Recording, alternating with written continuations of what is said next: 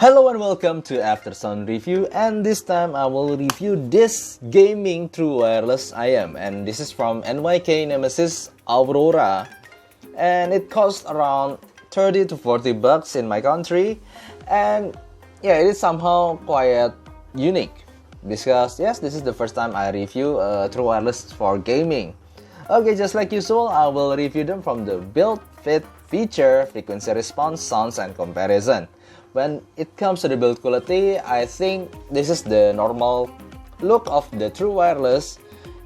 The docking charge case is basically all plastic, and the wireless itself is all plastic. But it's not cheap plastic, it's a little bit tougher plastic when you touch them, so I could feel that it's good quality plastic. And when it comes to the fit, for me this is simply really good.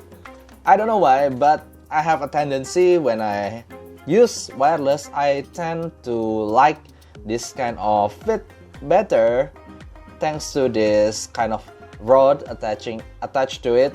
Somehow it makes me feel more secure because it's touching my cheek. And when it comes to the feature, I need to say that one of the features that I like the most when it comes to this true wireless is the touch control. So it's not, you will not find any button here, but the way you control this true wireless is by the touch of the faceplate. You just touch this faceplate and then you gain the control. When you touch once in the right side, you will gain more volume, and touch one time in the left side, you will get a lower the volume. And then you tap twice either side, it is pause. For movies or for music, I have tried them, it is pause control. And then when you tap 3 times, it is for changing it to latency gaming mode. Let me show you that this is already connected to my Sapajou DX160, and it's now using the normal mode. How can you tell it is a normal mode? You see the light from this IM, this is quite the cyan color, bluish color. Let me change them for a while. I need to wear them because they have the proximity sensor. So the touch sensor right now is not working. I need to put them in my ears first. So now you can see that it is already using a latency gaming mode thanks to the color of the faceplate. Right now it's orange, and which indicates that right now it's latency gaming mode. Okay, and then it also features a Bluetooth 5.0, also IPX4, sweat and splash resistance, and also it has low latency. And when it comes to the sound, I will use my Sapajou DX160, also my Samsung Galaxy S10 Plus for my source, and here's my playlist. Okay, so this is the frequency response of the NYK Aurora. As you can see that the red line is the normal mode, while the blue one is the gaming mode. There are some differences I like to show you here. They are both V-shaped in frequency response, but you can really realize that the blue one, the gaming mode, is actually more balanced in the mid-range area, although it definitely gives some boost in the bass area. But I like the vocal on the gaming mode better actually. And then going to the latency, yeah, you can see that there's a little bit of rugged line here that is thanks to the Bluetooth connection, because of the speed of the connection from the Bluetooth to the mic coupler. This is somehow giving a noise-like signal, while the frequency from the low latency gaming mode is more smoother. It's better in it's better in shape. So the latency, it's not gimmick, it's real. And then how is it compared to the audiophile-ish sound signature? This is the Tensjim Oxygen, which is considered to be one of the Harman IM. And for me, Tensjim Oxygen is way more balanced thanks to lesser bass area, but still giving a really good depth. Also more balanced upper mid-range to treble area, while the NYK Aurora is definitely V. Yeah, you can see whether it is the normal mode or the gaming mode, it is both V. Okay, it is simply a V-shaped IM with huge bass. Also in the normal mode, actually I have a little bit of discomfort with hearing the upper mid-range aggressiveness right there. Okay, so you have seen that through the frequency response, this IM is definitely V-shaped. Either it is the gaming mode or is it the normal mode, they are both sounds V-shaped. And honestly, strangely for me, I like the gaming mode better than the normal mode for listening to music. Okay, that's because the normal mode is way too V-shaped for me. The vocal sounds more squeaky, more thin, and more prone to sibilance than the gaming mode. While the gaming mode is actually smoother and more balanced in the vocal. Okay, let's talk about the bass first.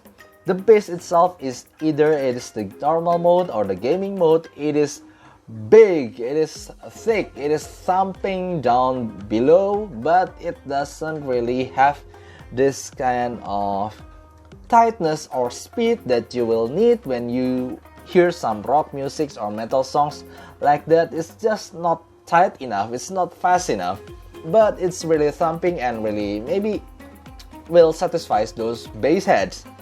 And when it comes to the mid-range, for me the mid-range is quite thin in the normal mode and really prone to sibilance. It's easily gets sibilance a lot of tracks.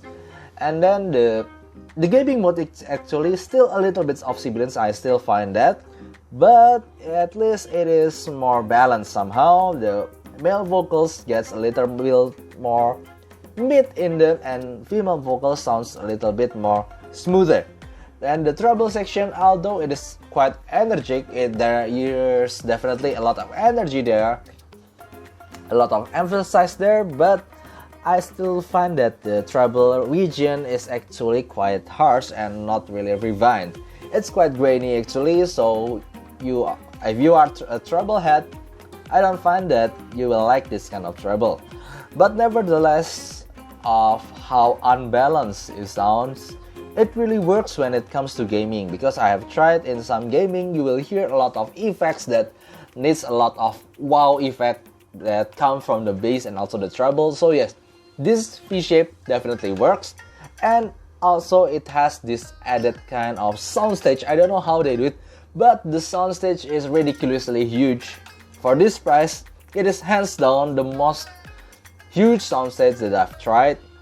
When it comes to gaming, it feels like you're transported into this room of 3Dness, so it's like a ball kind of imaging, and you will definitely hear when there's attack comes from where, and the sound effect is really ridiculously great, and this kind of atmosphere is definitely, I feel that I'm really into the game.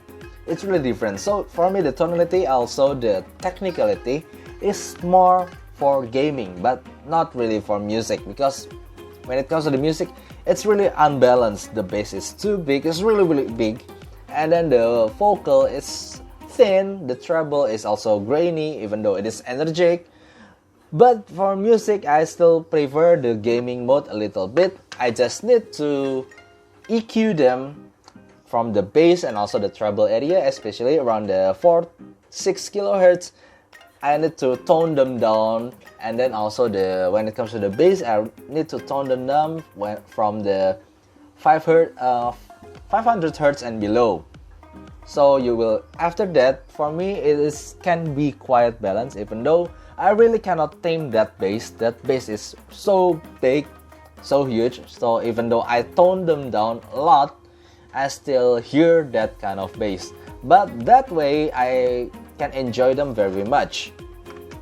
So yeah, for me, in the end, this is really for gaming and not really for music. If you want to use them for music, you need to EQ them, and that's what I do, and I really enjoy them when I have EQ'd them. And when it comes to comparison, I need to compare them to the wired IM like this KZ Z10 Pro. The KZ is definitely much more balanced, even though for me KZ ZS10 Pro is definitely still V-shaped, but it's still more balanced. The bass isn't as big as this Aurora, and also the mid-range is, although again it's still have this mid-range thinness thanks to the V-shapedness of this KZ, but at least it is more balanced and less sibilance. And also the treble itself is smoother. But when it comes to the gaming, I feel like after you're already accustomed to how this Aurora sounds, the KZ ZS10 Pro definitely sounds more compressed when it comes to the soundstage. After you are transported into this huge of battle arena, you are toned down to this small room. So yeah, it is definitely made for gaming. For music, like I said, I need to tone some, I need to EQ them in some region. Okay, so that's all from me. If you like this review, please give like and subscribe, and also if you have any question, please write down in the comment below. For me, this NYK Nemesis is definitely really good true wireless for gaming sensation. But for music, you definitely need to EQ them down just like what I did, and after that, for me, I genuinely can say I really enjoy them. So that's all. I hope you like this review. See you next time. Bye bye.